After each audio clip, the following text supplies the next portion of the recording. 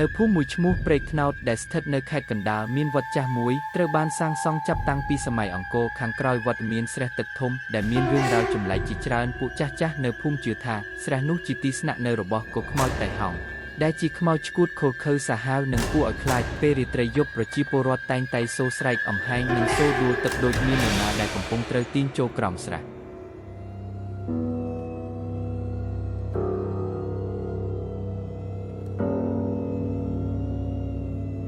ឆ្នាំមុនមានក្មេងជំទង់4នាក់មកនេសាទត្រីនៅពេលយប់ពេលពួកគេដាក់អន្ទាក់ស្រាប់តែមានក្មេងមួយបាត់ទៅក្នុងទឹកទាំងមិនដឹងមូលហេតុពេលកំពុងស្រែកហៅមិត្តភក្តិគេសូរចេញពីក្រោមទឹកស្រដៀងនឹងសំឡេងមិត្តរបស់ខ្លួនប៉ុន្តែដោយរកមិនឃើញពួកគេក៏ត្រឡប់ទៅផ្ទះរៀងៗខ្លួនទៅពេលព្រះអាទិត្យរះក៏មកដល់ពួកគេរកឃើញតែស្បែកនិងឆ្អឹងតែប៉ុណ្ណោះពេលនោះអ្នកភូមិទាំងមូលភ័យតក់ស្លុតយ៉ាងខ្លាំង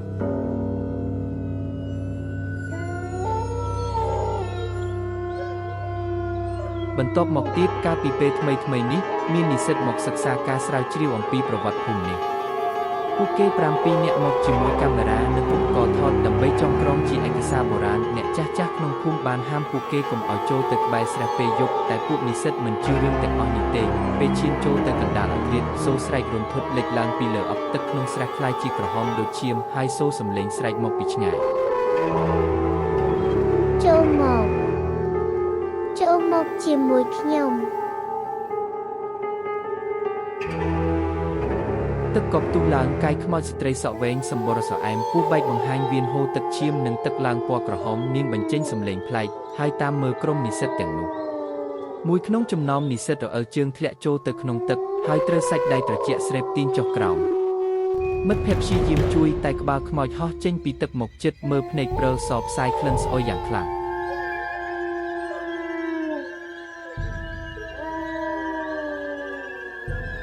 និស្សិតសល់តែ6នាក់រត់បែកគ្នាទៅក្នុងព្រៃខាងក្រោយវត្តតាមផ្លូវនោះពួកគេសូរខ្យល់ហូរត្រជាក់និងសូរទឹកពីលើក្បាលម្នាក់ក្នុងចំណោមពួកគេត្រូវអង្រែលំរបស់ខ្មោចបុកពេញក្បាលឈឺចាប់ដល់សន្លប់អ្នកនៅសល់ព្យាយាមបើកភ្លើងពើពីកាមេរ៉ាដើម្បីបំភ័យប៉ុន្តែភ្លើងនោះត្រឡប់ទៅជាអពណ៌ខ្មៅហើយក្តៅដុតស្បែក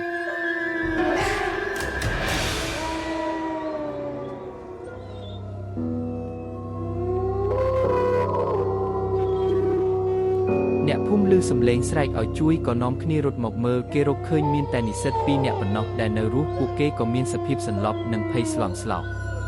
ខណៈដែលពួកគេចូលមកភូមិមនុស្សទាំងអស់ឬសូរសំឡេងចេញពីក្រោយស្រះថា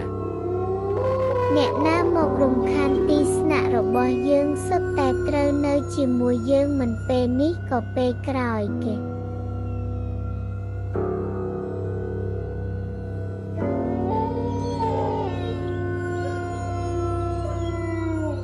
ចាប់តាំងពីពេលនោះមកស្រះនៅវត្តព្រែកថ្នោតត្រូវបានចាក់របងហើយគេហាមឃាត់មិនឲ្យនរណាចូលនៅពេលរាត្រីទោះជាយ៉ាងណាសូរអំពាវនាវនៅពេលអាធ្រាត្រនៅតែមានដដែល